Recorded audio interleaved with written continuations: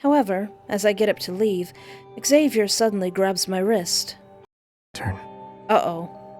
I'm going to be looking at you the whole time. You need to be eye candy. For me. Aww. Hello and welcome to my YouTube channel. I am Espoir David, and today I want to play some more Love and Deepspace. So today I wanted to take a little break from the main story to kind of show you this event that sadly by the time this video goes up, the event will probably be over. But since my last video, I've been pretty busy with this game. I just have to see Zane's smiling face twice a day. As you can see, I've been quite busy. I'm flipping level 52 now.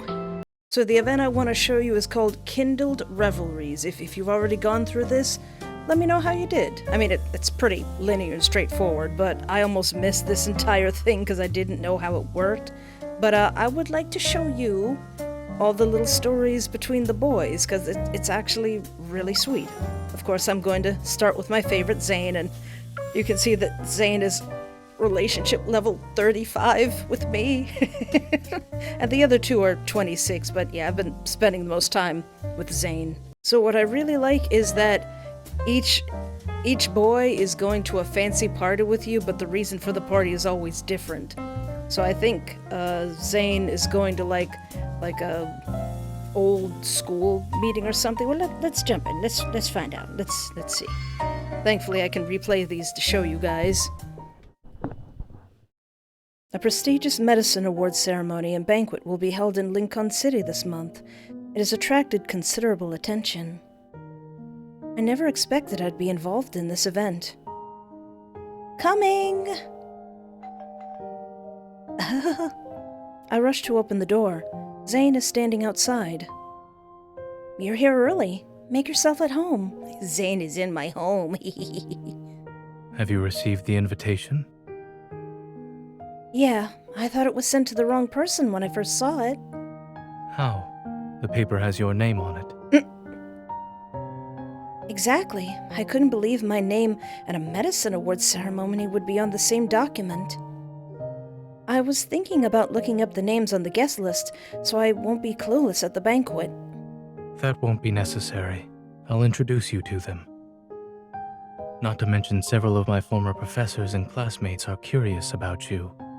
Oh, also I'd like to note, I think they fixed that scrolling problem that I had. Yeah, so now when there's a lot of text, it automatically scrolls. Thank you, people who made this game. Meeting Zane's gaze, I suddenly have a bad feeling about this. Dr. Zane, you didn't tell them any embarrassing stories about me, did you? Like when I was ambushed by a wanderer that released tickling gas, I ended up laughing all the way to the hospital's ER. Of course not. Alright, I trust you, Zane. Zane just smiles and changes the subject. You need an outfit to wear for this banquet. I'm thinking about that too. You're just in time. Maybe you can give me some advice. I open my closet to reveal 3 or 4 dresses. Zane looks somewhat stunned. I've never seen you wear these before. Aw, Zane wants to see me in a dress. They're for work. I don't often get the chance to wear them. How are these for work? Yeah, how are these for work? I occasionally get a mission that requires a disguise. I wore this when I snuck into an underground facility. It's perfect for a banquet combat uniform and missions. It's too flashy. Aww. What about this one? I had the tailor adjusted accordingly. I can hide weapons on my back, waist, and around my thighs. The design is ingenious. However, this will be a normal banquet. Its modifications won't be used. But Zane... What? You never know. Yeah, what if I gotta fight somebody? Zane takes the dress from me and puts it back. You're not wearing this. A normal dress will do. Fine. No, it won't. We need to make an impression. Your presence is already immaculate. We could go to the mall. I believe we still have plenty of time. Aw. Huh? Is that necessary? It is. Since we're attending the banquet, our combat uniforms should match. Combat uniforms. I love that all the MC thinks about is work and hunting wanderers. And I need one. So, won't you go shopping with me? Ah.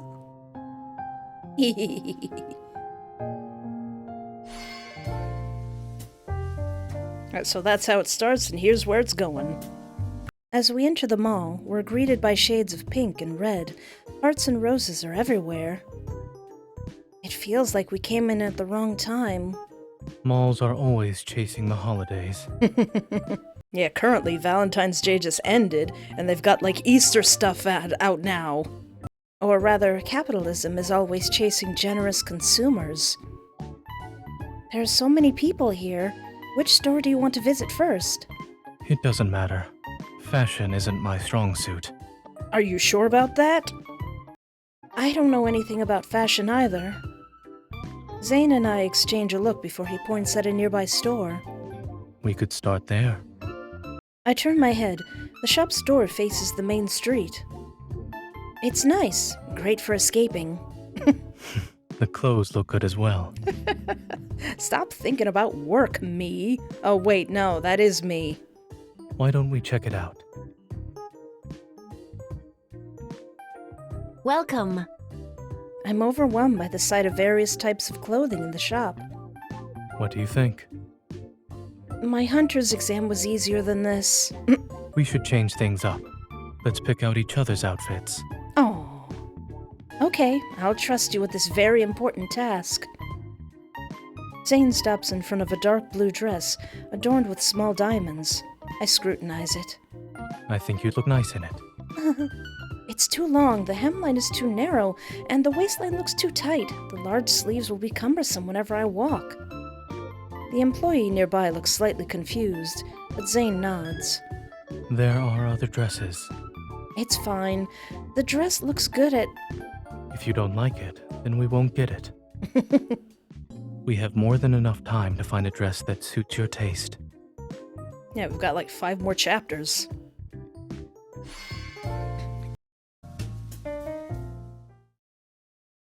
After several rounds of shopping, Zane and I finally find the perfect outfits for each other.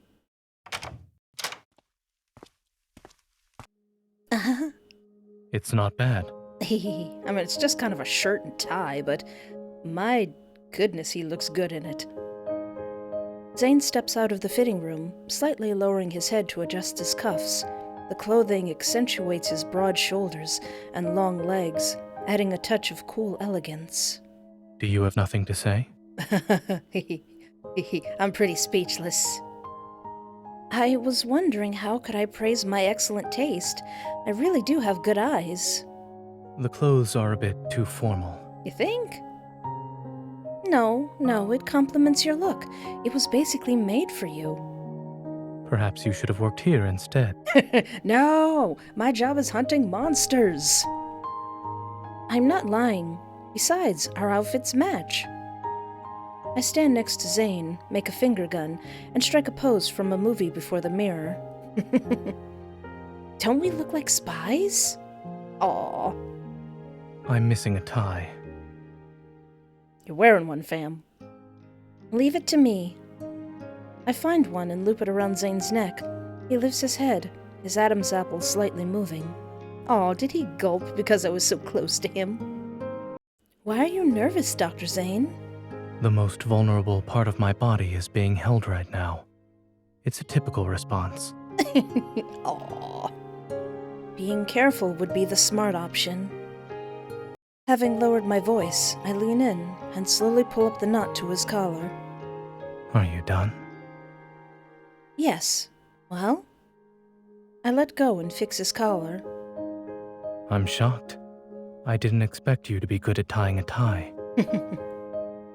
Why, of course.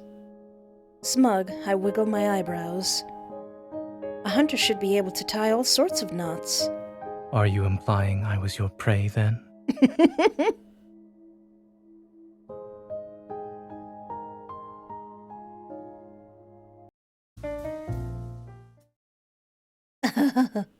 At think he looks best in his black shirt, though.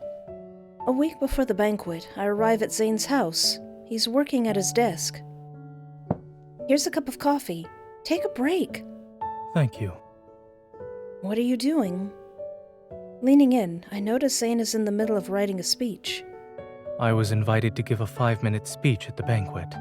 I'm almost done. I guess you're a natural. Actually, this is my 3rd draft. Oh, Are you surprised? I am. Considering Dr. Zane's background, he should be a pro at public speaking. The award commemorates my contributions to advancing the field of medicine. That's why I wanted you to attend the banquet. Zane looks at me earnestly, his voice carrying a tinge of solemnness. I'm honored. But you seem a little nervous. Am I wrong? Wanting to tease him, I move closer. Zane quickly averts his gaze, but I still catch a hint of anxiety. Aww. It's only a speech. Why don't we do a few practice runs? On a whim, I grab the remote from the table and hold it out like a microphone. The most anticipated moment has arrived. Dun dun dun! Let's congratulate the recipient of this prestigious award, Dr. Zane. I doubt the host is going to be this excited. Congratulations, Dr. Zane. Would you like to say a few words? What are you expecting me to say? I thrust the microphone into his hand, and Zane reluctantly plays along. The medical field is as vast as a mountain range. I've simply stumbled upon a path others have yet to tread, and there's still a long way to go on my journey. Is that it? What do you mean? Shouldn't you be thanking someone, like... Yes. I'd like to thank my professors, my colleagues who are dedicated to healthcare, and my patients who trust me. I also want to thank the person who supported me from the very beginning. And who might that be? Zane smiles. So close, yet so far.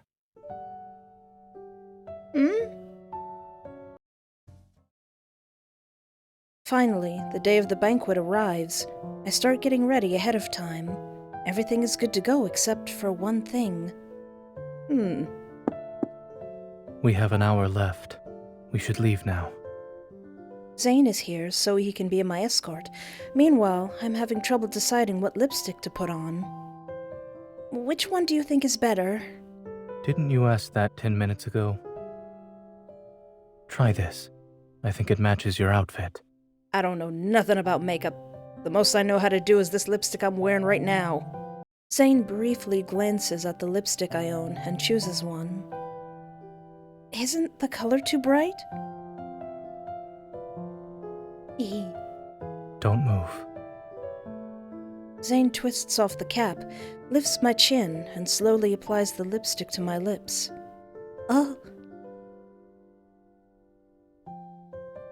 Once he's finished, he lets go of my chin and steps back. I expected as much. You're pretty good. I'm flattered. Compared to doing surgery, this is easy. Content, I look at myself in the mirror, then I take something out of my bag and give it to Zane. Here, a token of my gratitude. Cologne? This salesperson recommended it when I was buying clothes the other day. I thought it suited you perfectly. Now it's your turn to not move. A splendid, refreshing fragrance, reminiscent of ice and snow, fills the air. Ooh. Not bad. Oh, his little chuckle. Why are you laughing? It's like the lipstick. I think they can be considered our exclusive mark on each other.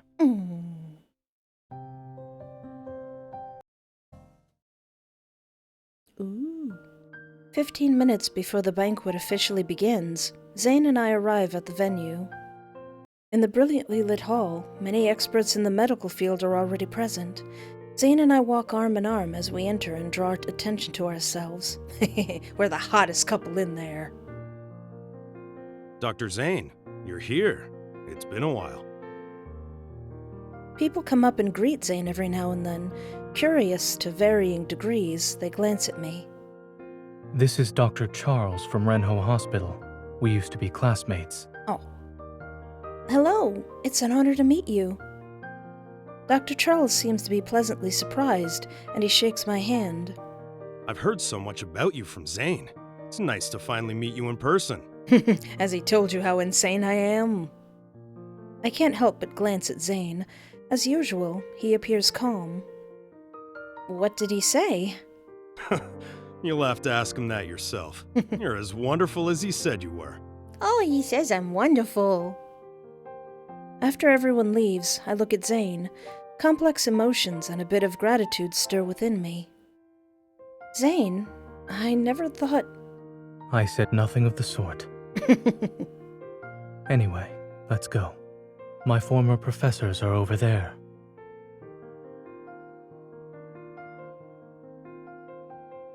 Despite having done quite a bit of research beforehand, I still feel a little overwhelmed as Zane introduces me to several of his former mentors and classmates.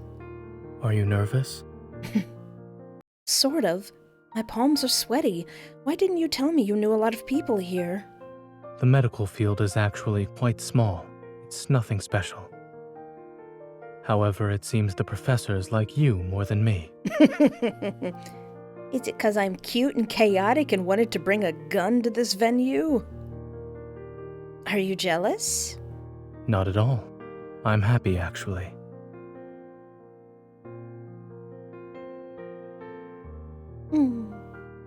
A romantic, melodious song starts to play. Under the shimmering lights, Zane extends his hand to me. May I have this dance?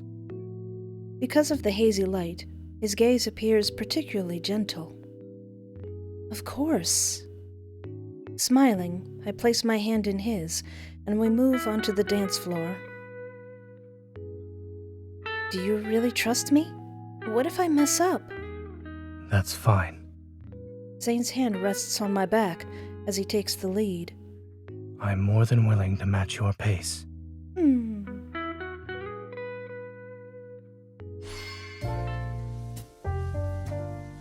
Oh, that's it?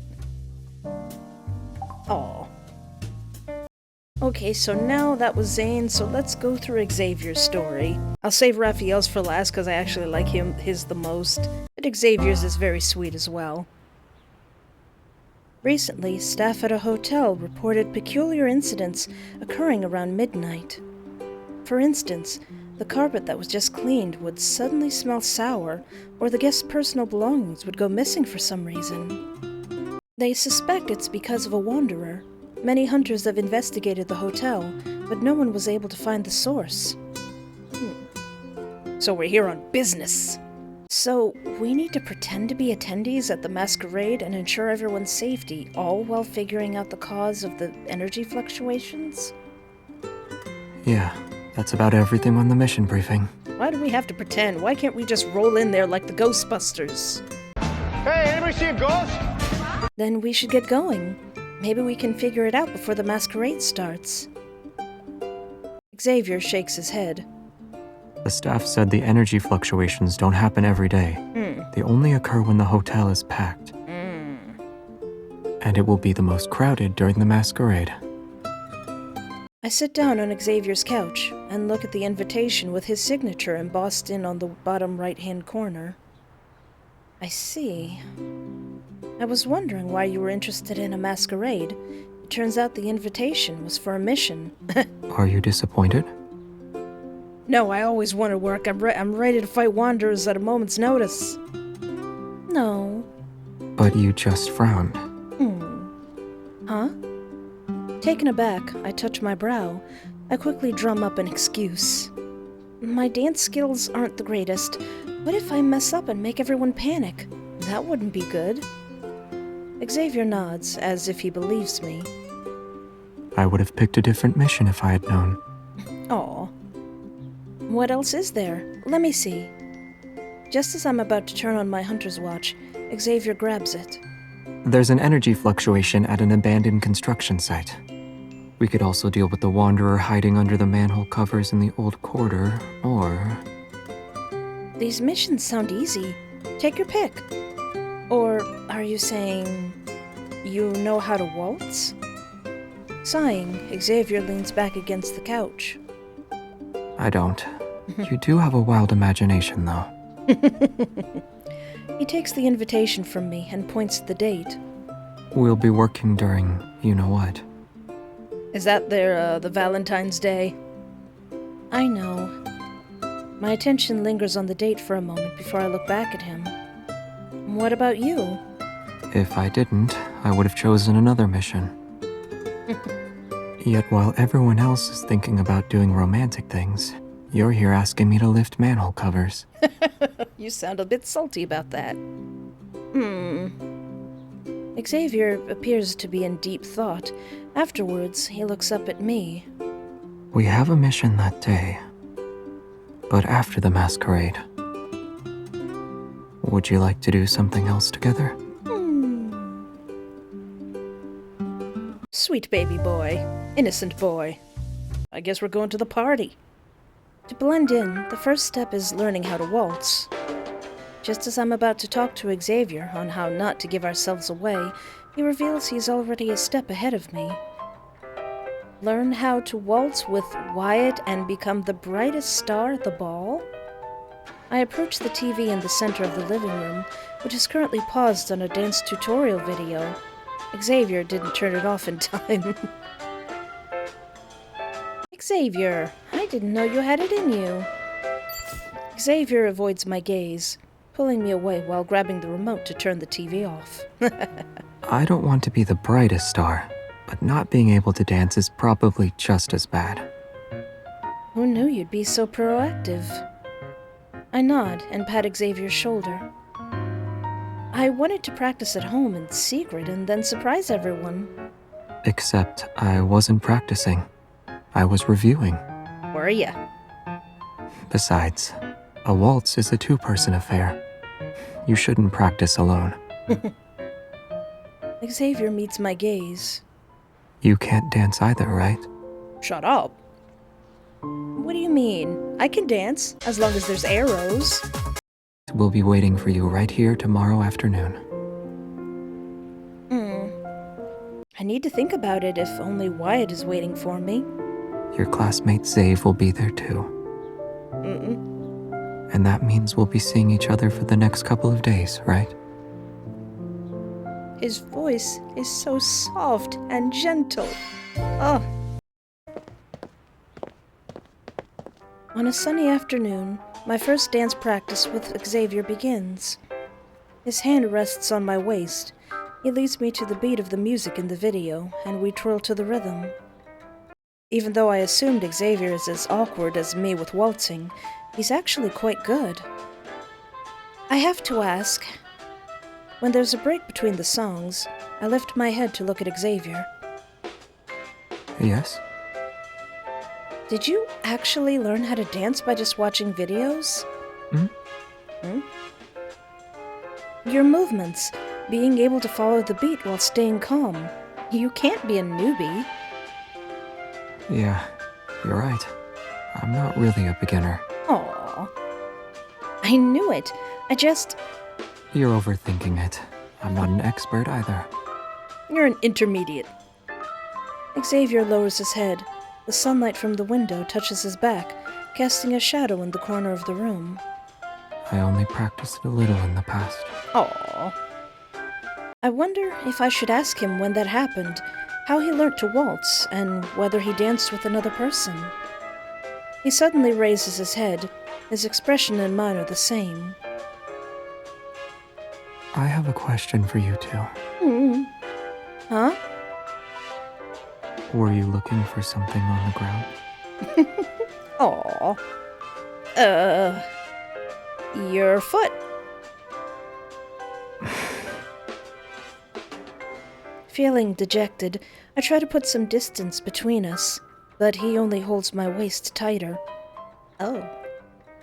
It doesn't matter if you step on my foot. You won't break it. Also, there are more important things to worry about when it comes to a waltz. Like? You need to keep your eyes on your dance partner. Oh, do you have to be, like, looking them straight in the eyes or something? I don't know. I don't know how to dance.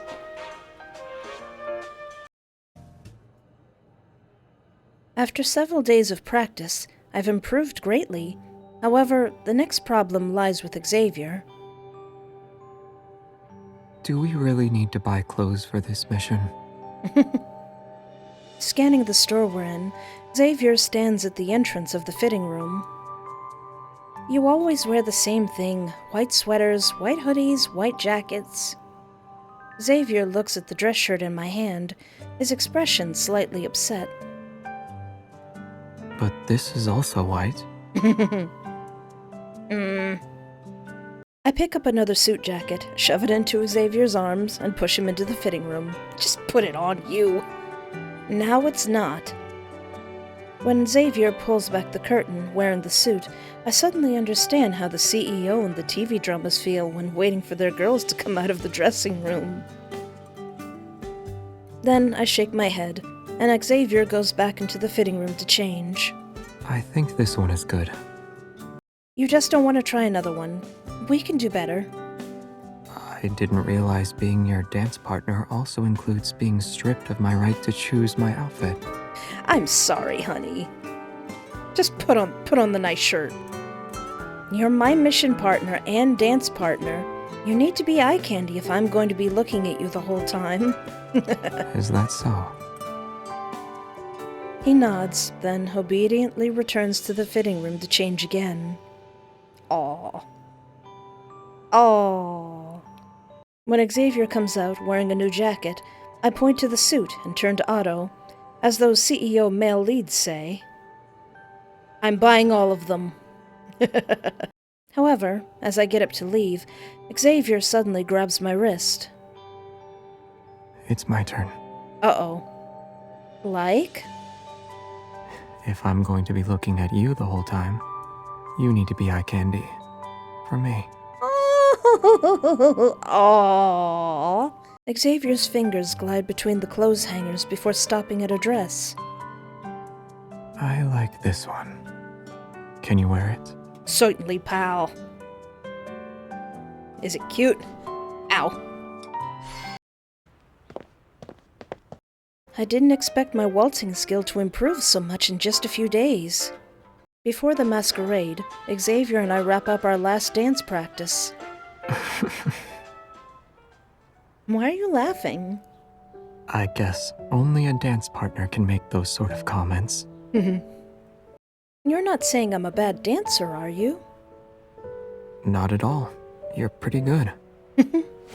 Hearing Xavier's praise, I let out a sigh of relief and plop onto the couch. Are you tired? A little.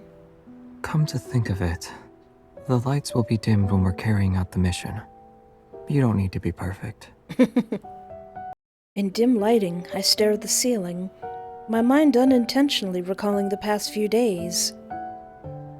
What are you thinking about? Xavier sits down next to me. If it wasn't for this mission, I would have never known that you could dance. That doesn't sound like a compliment. You just don't seem like the type of guy to attend balls or enjoy dancing. So you like to watch me suffer. I see. Nonsense. I just think doing these things with you every now and again is nice. Thoughtful, Xavier nods. In other words, we can keep going? Xavier stands up and holds out his hand. I just sat down. The couch isn't even warm yet. Dance practice is fun when you're my partner. And it's not every day we get to do this. We should make the most of it. Aww. Xavier, you monster. Making me dance. I'm tired. Well, if I gotta make him wear the shirt, he's gotta make me do the dance. think this ends with us barely doing any dancing at all. The masquerade is set to begin in the evening. Only when the setting sun totally disappears do I finish applying my makeup. Meanwhile, from what I can see in the mirror, Xavier is struggling to put on his tie. Sensing my attention on him, he raises his head and meets my gaze in the mirror. It's been a while since I wore a tie. I don't remember how to put it on.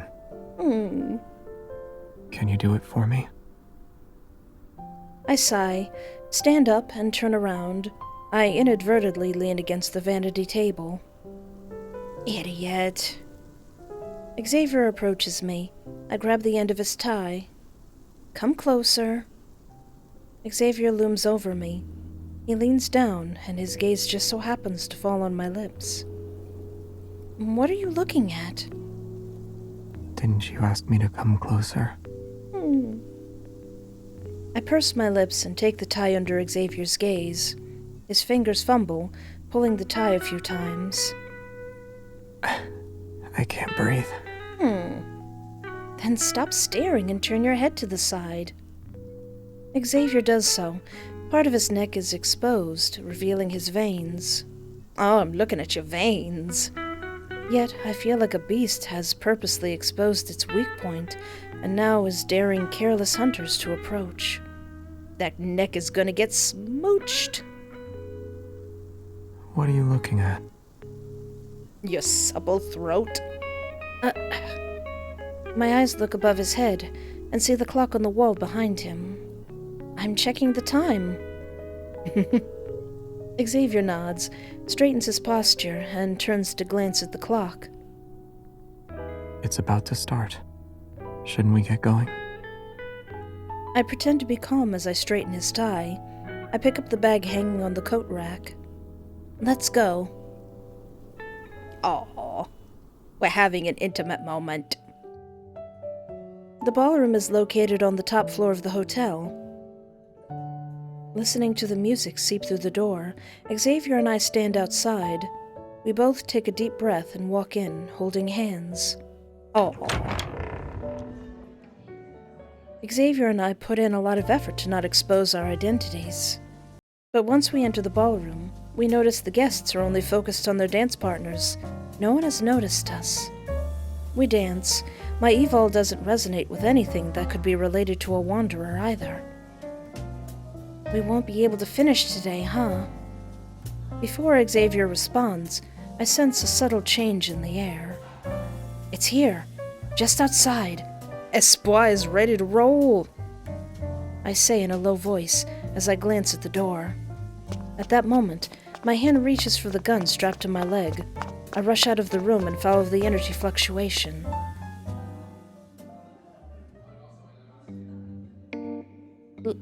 Lemonette?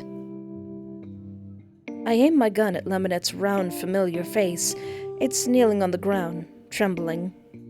I hit myself with my own acid. Darn it. I love Lemonette. It's one of the things you can battle. It's so cute. No wonder there were strange events occurring at midnight. Sour liquid on the carpet and the guests' belongings disappearing. After Xavier and I deal with the culprit, we lean against the ballroom door. Neither of us speaks, and we listen to the music. How tall is Lemonette? Although it's absurd, it makes sense. Lemonette can't stand the sight of others doing well. With a small body comes a narrow mind. Lemonette is hilarious. It's good that everything has been resolved. I take a deep breath and look at the door behind us. Now what? We spent almost the entire night trying to find that wanderer. Xavier turns to me, straightens his posture, and holds out his hand to me. No one's here. Shall we focus on seeing the results of our dance practice? Oh, so sweet. But I think my favorite actually was Raphael's. I think I liked his the most. I know in the last video I was kind of iffy about Raphael. He's, like, Zane is my favorite, But gosh darn, Raphael is just so pretty. Just look at those eyes. Look at that smirk. I pick up a crumpled piece of paper from the coffee table. It looks like it was torn from a sketchbook. I squint as I try to make out the messy handwriting. Party plan, date, XF. Location, my house. There are only 3 lines written on the paper. So, you wanted me to come over to give feedback on this? My gaze shifts from Raphael, who's lounging in a desk chair. He's just looking behind him. He's so silly. He's sunbathing while wearing a comical-looking eye mask. Yeah, feel free to point out any problems. Don't hold back. It's perfect, actually. Good luck. Expressionless, I put the plan back on the table. It's just a preliminary plan. I don't have any ideas right now, so I invited you to help me brainstorm.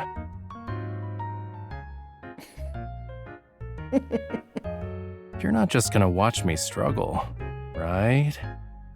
Raphael sits up, his eye mask's silly fish staring at me with its bean-shaped eyes. He seems to be telling the truth. It's still weird. If you can't even be bothered, why did you agree to host a party? Are you really Raphael? If you're being held hostage, blink twice. Raphael pulls off his eye mask, his face under the sunlight appearing distraught. My body is free, but I'm shackled in spirit. Thomas asked if I wanted to have a small gathering at home. You know, to relax and socialize. Who wants that? But then he immediately went to my aunt, and they decided that I was gonna host a family gathering. Your aunt? As in... Yup, Talia the busy multitasker. It wasn't until she contacted me to finalize everything that I realized they already made their move. They said it was a rare opportunity, and so a few friends also wanted to join in. By the time I noticed something was wrong, our small gathering of 3 became 17 or 18. Aww. If you don't want to do it, you should say no, even if it's Thomas and Miss Talia. I mean, we haven't seen each other in a while, and it's not like everyone's free all the time. A small gathering wouldn't hurt. Aw. But do I really have to be the one to plan everything? Isn't it just a family gathering? Do you even need to plan? You could also just hire a professional event organizer. I was only joking, but I noticed a flicker of emotion in Raphael's eyes. You actually hired one? I got an online consultation. Sadly, the proposal was too fancy and tacky. It didn't meet my needs at all, so I figured I'd just do it myself. Silently, I look at him and smile. It's not until Raphael is about to explode that I speak. You really want this family gathering to succeed? Thomas used my name. If it doesn't live up to their expectations, my reputation is going down the drain, you know? Aw. So, to save your reputation, you thought long and hard and came up with a blank plan? In response to my teasing, Raphael raises an eyebrow. My lips tighten into a thin line as something suddenly dawns on me. It's why I invited you to experience the joy of party planning in person. Why do I feel like you just roped me into this? Haha, I just remembered I have something to do. Raphael takes a step towards me and wraps one arm around my shoulder, stopping me from moving. Don't look at me with those pretty eyes. He's so pretty. She chose me. Did she? Raphael folk, I think I get it. I think I understand. Unlike his actions, which clearly show he's not going to let me leave, his tone is surprisingly calm. Time isn't on our side. Shouldn't we start now? I mean, you're already here. You don't want to see me mess up everything, do you? How dare you? How dare you do this to me? You cute little fish boy. I take a look at the plan Raphael received from the consultation. I can't help but feel annoyed on the organizer's behalf.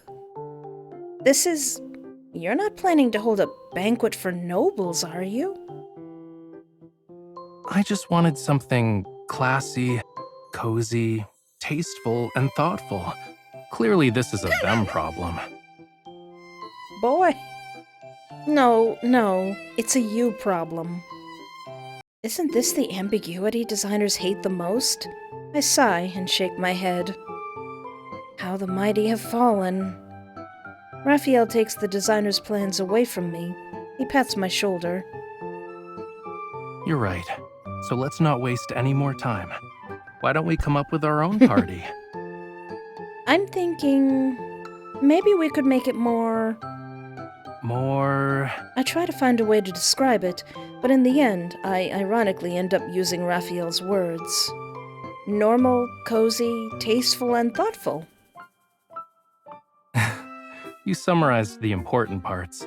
It's doable. Regardless of whether he's praising or criticizing me, I start to explain. Since only close friends and family are attending, we can just wing it. We decorate and buy food and drinks based on everyone's preferences. Everyone will know we tried, even if it's not fancy, right? Deep in thought, Raphael lowers his eyes, then he slowly nods. True. Okay. Everyone's invited to appreciate the sea. But I'm flexible. You probably don't need my help then. You can do it by yourself. Raphael laughs and rests his head on my shoulder, stealing a glance at me before talking. Actually, I have a new plan now thanks to your suggestion. It's foolproof. I happen to know the perfect place for shopping. You'll like it. What? Raphael gives me a mysterious smile. Stop being so adorable! Why don't you see it for yourself? I thought I was here to brainstorm, not bring ideas to life. Oh? I thought you already knew. Seeing how smug Raphael is, I feel the urge to shut him up. You're the one planning this party. I'm just the humble shopper. Sir! Going to the address Raphael gave me, I pass through a bustling market and find the old liquor store he mentioned. It's tucked away in a corner. I never thought there would be a shop here. Everything is related to alcohol. An artsy cocktail shaker on the shelf catches my attention. I pick it up. Good afternoon, Miss Bodyguard. Raphael's face appears behind the glass. Near the shelf, he waves at me. I didn't know there are spirits in cocktail shakers too. Or should I call you Shaker Spirit? That sounds awful. I don't like it, but I like making wishes come true. I think Raphael is a bit of a scaredy cat because like mysterious sounds and little things actually scare him. He actually gets unsettled. It's so cute. So, what's your wish? I want this cocktail shaker. You're out of luck. It's already taken. But you can drink whatever comes out of the shaker, though. You know how to mix cocktails? Why else would we be here? Does he? Raphael laughs and leads me to the other side of the shelf. There's an oak wine rack filled with wines of different ages from all over the world. These are some of my favorites. Seeing how serious Raphael is, I grin. I'm not sure how to feel with you smiling like that. Some people are naive, yet playful. You love drinking, but get drunk easily. Okay, I know I'm not a wine connoisseur, but didn't you say we need to consider everyone's preferences? Oh, I get it now. Are you shopping for yourself? Raphael winks. By the way, I've thought of a good party game. Uh-oh. We each mix cocktails, and we don't tell them who made the drink. We make them guess. What do you think? That sounds like a bad idea. I don't know how to mix cocktails. That's exactly what I want. I silently curse at his sense of humor before agreeing wholeheartedly. Meanwhile, the wine remains on the wine rack, our smiling faces melting in the dark-colored liquid. Cute. After haphazardly practicing how to mix drinks with Raphael for a few days, we visit another place. It's beautiful. The room has no windows. As soon as the door closes, a sea of glowing glass flower lamps greets my eye. Not bad, yeah? The owner made them himself. We're in his glass palace, so to speak. Ooh. Wow, it Huh? looks Where are you? just like the place we left. Ignoring Raphael's incessant chatter, I wander around the room filled with lamps of various shapes and sizes. Blown glass in the shape of a dolphin? It doesn't seem awkward at all. How cute. Is this one supposed to be a mini aquarium? The glass fish are no bigger than a grain of rice. I'm impressed. And they even have koi ones. I seem to have walked into a section where all the glass lamps are fish-themed. I'm surrounded by all sorts of fish. They're transparent and delicate, floating lights and blurry reflections, as if I'm dreaming. It really feels like I'm swimming in the ocean. I was wondering why I couldn't find you. The other fish took you away. Raphael, perfect timing. I think these lamps are nice. Should we get some? Looking at where I pointed, Raphael has an unimpressed expression. It's mediocre at best. Anyway, I didn't expect you to be interested in fish lamps. They're cute. I thought this would be right up your alley. I've never seen them be this beautiful. Most have very deep philosophical meanings, like there's more fish in the sea or carpe diem. There's another one, believe it or not. Raphael fiddles with the string of glass beads hanging from a lamp. A ringing sound reverberates. They say when you're interested in a person, you start relating everything you see to them. Do you agree? Stunned, I noticed a hint of playfulness in Raphael's eyes. I answer him carefully. If you want my honest opinion, then you aren't wrong. For example, I'm so in love with fish that I'm having dinner with a person who's just like a fish. Now it's Raphael's turn to be surprised, yet it's not long before he's laughing. Was that a confession to these artificial fish? It doesn't matter if they're art or on the dinner table. I want to appreciate their aesthetic and flavor. Raphael pokes my forehead. It's nice that you're madly in love with fish, but it won't help our party. Follow me. We walk through the dazzling forest of glass and arrive at a corner in dim lighting. Raphael pulls out vintage-looking string lights from a box. They're pretty good. Simple, warm, and brimming with ambiance. Are you sure you want to use this to decorate your entire house? Who said we were gonna do that? Just toss it somewhere in the living room. Doesn't even need to be hung on the wall. Sir. A good atmosphere is whimsical. Yeah, that's a you thing, all right. We stand before a dress that's straight out of a historical fantasy book. It's adorned with pearls and lace, exuding intricate magnificence. Raphael lifts the hemline, and his gaze shifts between it and me. I knew it would suit you. Raphael stares at the dress, lost in thought. If you like it, you should wear it to my party, yeah? That doesn't sound like a good idea. It's a bit much. Fair.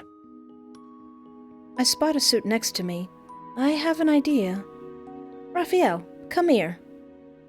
I move closer to Raphael, keeping my arms behind his back. Why? A dress doesn't exactly bring out my handsomeness, you know. I don't know. Raphael teases me, but leans down so he's closer. I stand on my tiptoes. As soon as our breaths intertwine, I place a top hat on his head. Aw. Raphael pauses for a moment, then smiles. He takes my hand and kisses the back of it.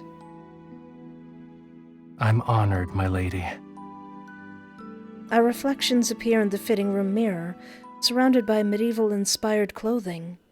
We look like transmigrators who crashed into a banquet. Should we host a medieval-themed party one day? Raphael tilts his head, thinking. You know parties are boring to me. This family gathering is an exception. As for the exception after that, who knows? Raphael notices my disappointment and smiles sheepishly. I mean, if you really, really want it, sure. But for an exception on an exception. Raphael tucks a loose strand of hair behind my ear and whispers. You and I should be the only ones there. Aww. Smooth. Definitely a smoothie. Finally, the day of the party arrives. In order to get everything ready before nightfall, Raphael and I focus on decorating Raphael's living room, where the party will take place. After I blow up 5 balloons in one breath, I hear applause behind me. You really are a good hunter. Your lung capacity is amazing. Thank you. Rubbing my aching cheeks, I turn around. Instead of standing there to make witty remarks, why don't you help me with the balloons? I was just about to get to that. Raphael nonchalantly pulls out a pump, and the balloon in his hand is quickly inflated. Why didn't you tell me you had a pump? I didn't expect you to start blowing up balloons just as I was about to go grab it. Raphael takes over the task of blowing up balloons while I start putting up other decorations. Are we just doing this, just the two of us? Within one afternoon, we transform his living room into a respectable party venue. Phew, we're almost done. Seeing me shake my head, Raphael takes the half-finished flower decoration from my hand. You should take a break, unless you want to be tired as soon as the party starts. But... There are only a few things left. I'll deal with them. Raphael quickly finishes making the flower. He ruffles my hair and chuckles. You've worked hard these past few days. Getting head pats from Raphael makes me feel even more exhausted. Raphael head pats! So, as not to get in the way of the finishing touches, I'm ushered into Raphael's bedroom. Oh dear. Oh my, that is a nice bedroom. You sleep here, fam? Raphael's bed proves to be too comfortable. When my head touches the pillow, I pass out. You're fast asleep. Let's see.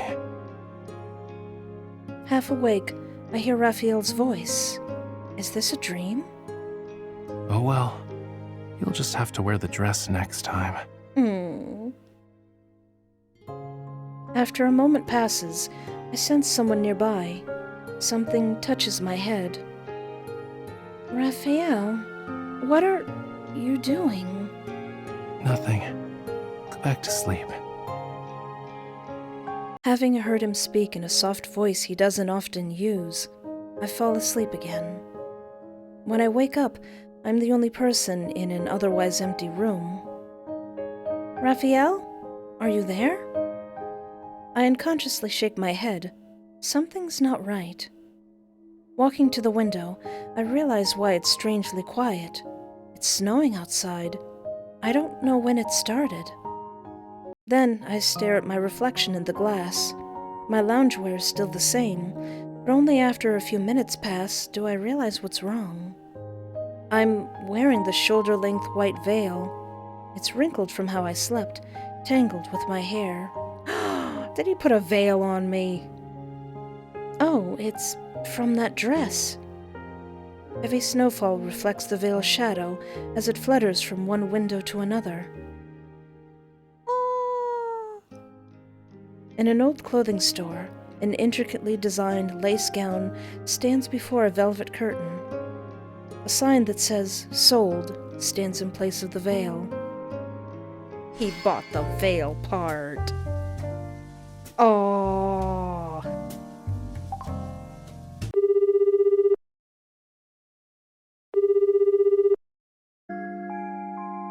Did you see the photo I sent you? It's not of the sky. It's the reflection of the studio's glass window. I was mixing paint when a seagull flew straight into it and smacked itself on the glass. It knew there was glass here, but still went on slamming itself against it another 2 or 3 times before finally fainting. I didn't call you to share tidbits of everyday happenings, but to tell you that the bird reminded me of you.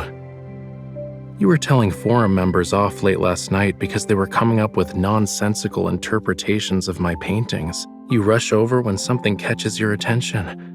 Aren't you afraid of running into glass and hurting yourself?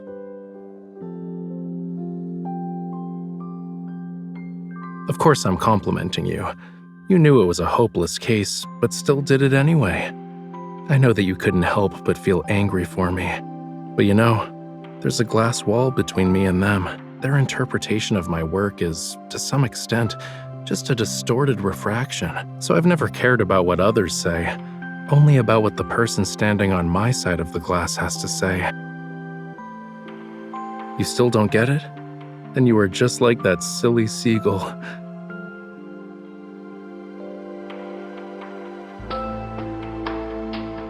Oh, the seagull? It's fine. I gave it 2 to 3 drops of water and it's now flying circles around my studio like a hyperactive kid. I can't catch it, and if it keeps this up, my studio will be ruined. So hurry and get over here. Don't you see? This place can't do without you. Okay, so that was all of the little stories. I think they got released like one by one, day after day. And I think they all came with 5-star cards. I wanted the Zane one, but I ended up getting the Raphael one. I haven't watched it yet, so I would like to show you. We planned to host a party for our friends at Raphael's place, but everyone has to cancel due to the sudden heavy snow. The party decor is pointless now, and I ended up trapped by the storm in Raphael's home. Oh. So this is part of that. Aw, nobody came? We did all that, nobody came? So why are you tied up? Due to the blizzard, some roads are under traffic control and temporarily closed. The news report continues to stress the severity of the heavy snowfall. Make sure to sigh a lot, okay? Only your carbon dioxide can fight against this frigid air.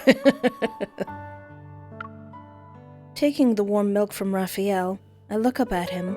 I barely hide my disappointment as I down the drink in one go. We went through the trouble of decorating the living room for the party. It was all for nothing, and now the blizzard has trapped us here. Oh no. You make it sound like my home is some sort of prison. Raphael bends down, ruffling my hair with a hint of resignation in his voice. I know it sucks when things don't meet your expectations, but who knows how long this blizzard will last? If you keep this up, you're gonna waste your vacation. Raphael seats on the couch, and the sinking cushion pulls my head towards him. Feeling a gentle tug on my hair, I think it's caught in something, but as I reach up to untangle it, my fingers brush against a warmth. Out of the corner of my eye, Raphael twirls a lock of my hair that's fallen onto his knee. Unlike me, he doesn't seem to be bored. He actually seems to be enjoying the tranquility. Don't tell me I was the only one excited about the party. Who says I wasn't? It could have been worse, though. A party can't be considered a failure just because there aren't a lot of people. We have each other, yeah? Just you and me. Even though it sucks, we should stick to the plan. The party's about to start. Is our guest planning to join in on the fun? It's not impossible. Let me get off the floor first. And can you let go of my hair?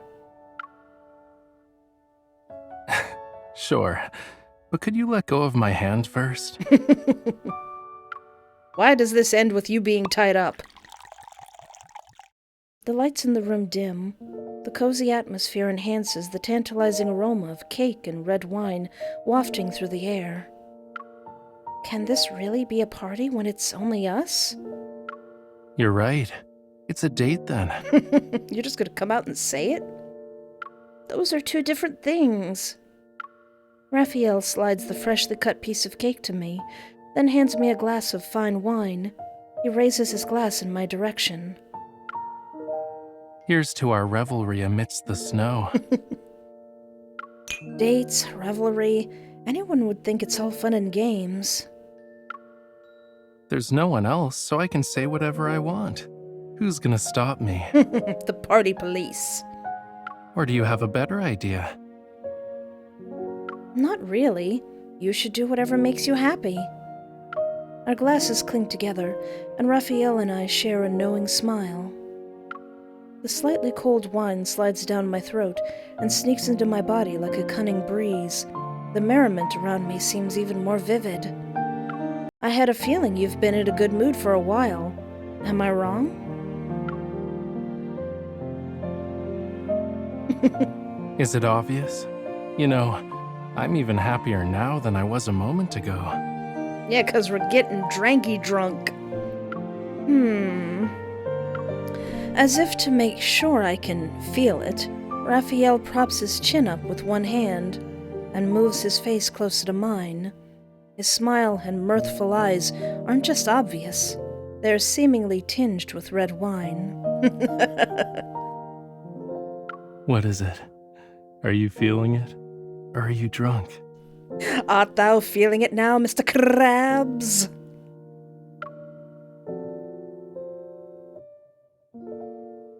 The crisp clink of my glass hitting the table draws my attention elsewhere. I see there's still red liquid inside it. I blink. We're not even close to being drunk. Let's change that.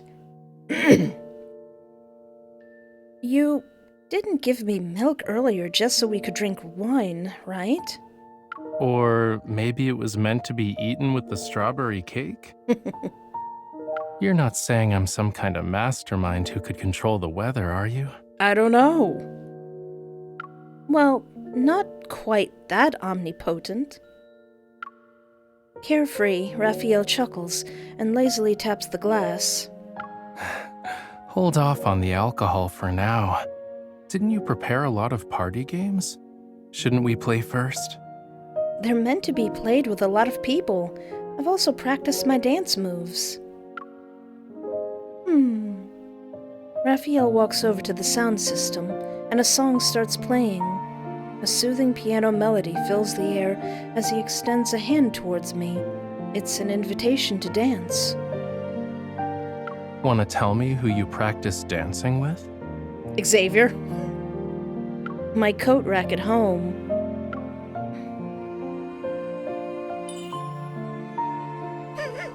His little saunter. Next time you need a practice partner, choose someone you're more in tune with. Are you volunteering?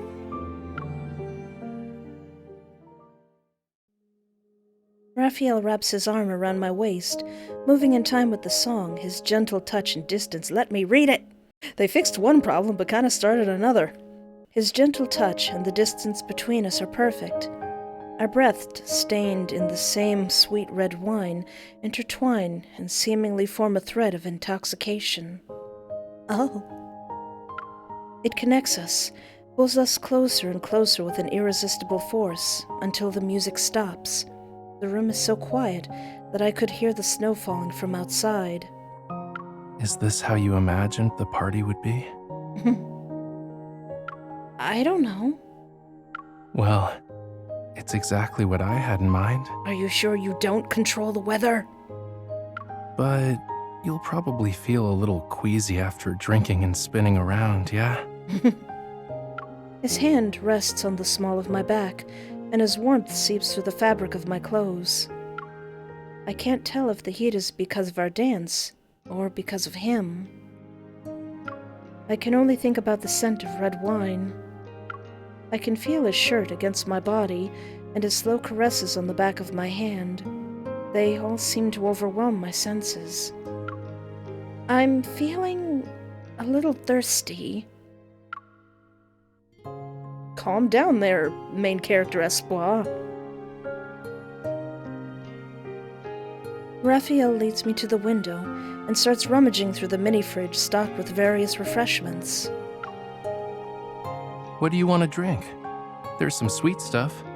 Or maybe you want something light? Oh, I see sparkling water here. How about you mix me one of your special drinks? I remember we stocked up on plenty of cocktail ingredients. Raphael glances at me, a teasing smile on his lips as he tilts his head.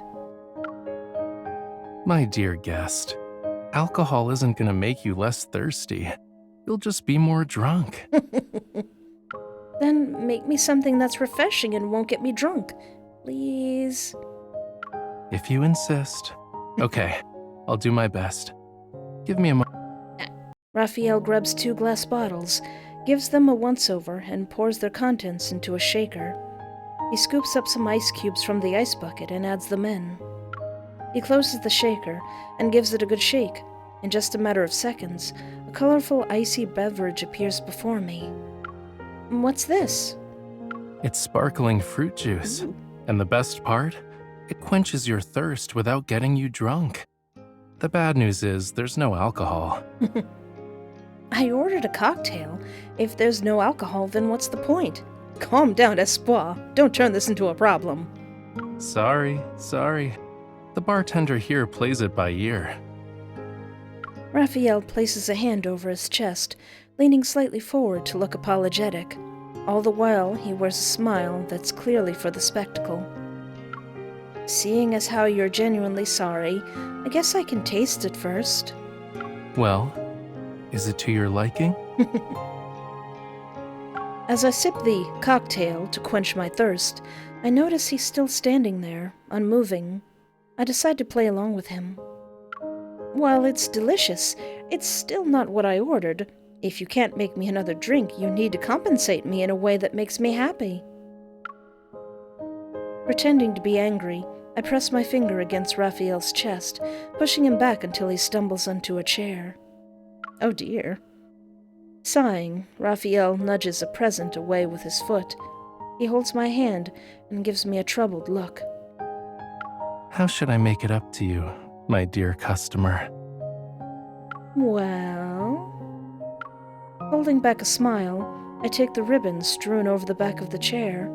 I circle around him, sizing him up. After a few laps, the ribbon is loosely wrapped around Raphael. Its vibrant red hue is darker than the red wine from earlier. The lingering tension becomes tangible, spreading from him to my hand. Oh my, you're drunk. You're drinky drunk, MC. I want you. I've decided. I choose you. Raphael pauses for a moment, and then softly chuckles. His gaze follows the ribbon to my hand. Our eyes meet. All right. Consider it compensation. I'm yours for the taking. Why do I feel like I'm walking into a trap? I can't blindly accept this gift. The ribbon falls onto Raphael, but because I denied him, an invisible tension grabs him. A strange playfulness is ignited in his gaze, like he's ready to pounce. Oh dear. You haven't even started unwrapping me. Am I going to be thrown away just like that?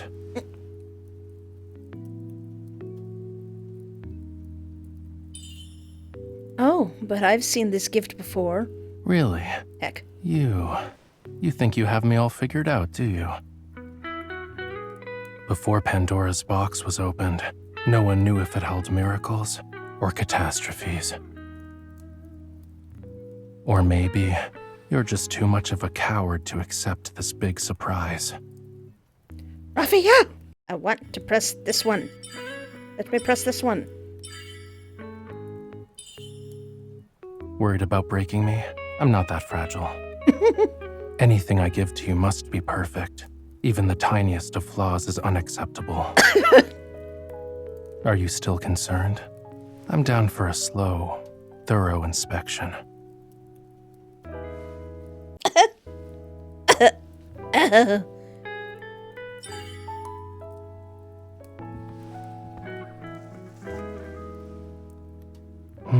I wonder where that came from. Aww. Always full of surprises, huh? You're good at catching people off guard.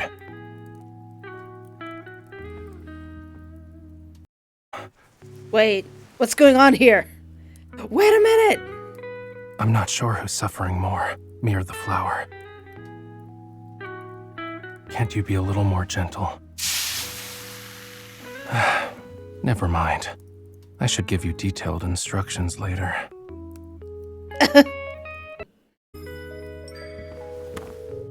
Oh. You're quite meticulous. Is something wrong? You don't need to be worried. Even if you can't return it, there's still a lifetime warranty.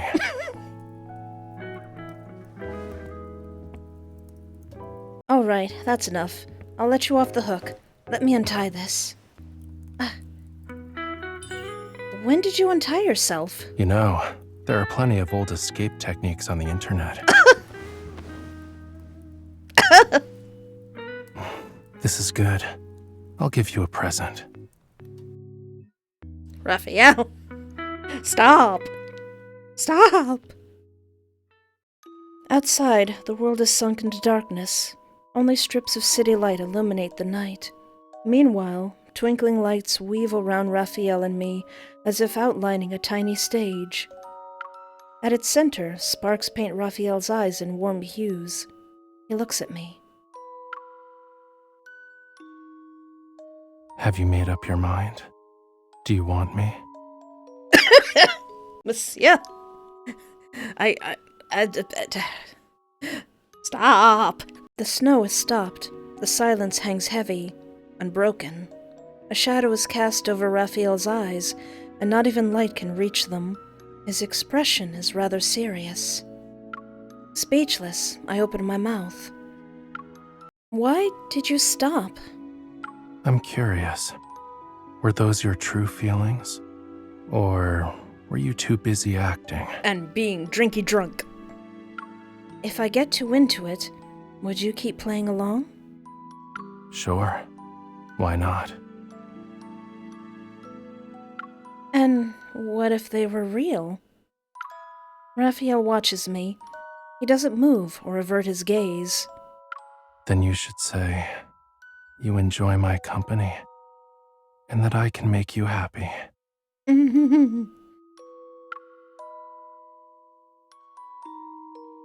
Oh, those are so sweet. So that was the 5-star card that you can get from this event. I wanted the Zane one. Can you imagine how intimate the Zane one would have been?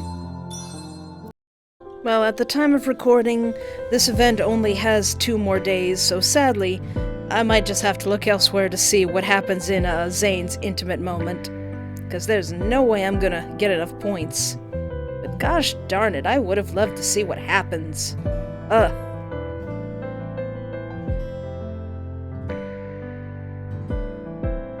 I think I'm gonna stop right there. I like wearing this little dress. And that was the Veiled Whispers event for Love and Deepspace. So like I said, by the time I upload this video, it's probably long gone and over. That was the nice little banquet story for all the guys. It's very nice. It's very sweet. I've been playing this game for far too much now. I don't have a problem. I play responsibly. But I'd love to know what you think about all this. Do you like Zane? Do you like Xavier? Do you like Raphael? I mean, Zane is my tippy top, but Raphael is just... How can I not love him? He's so quirky. But anyway, thank you so much for hanging out with me. Take care of yourself. Have a great night, and remember, there is always hope.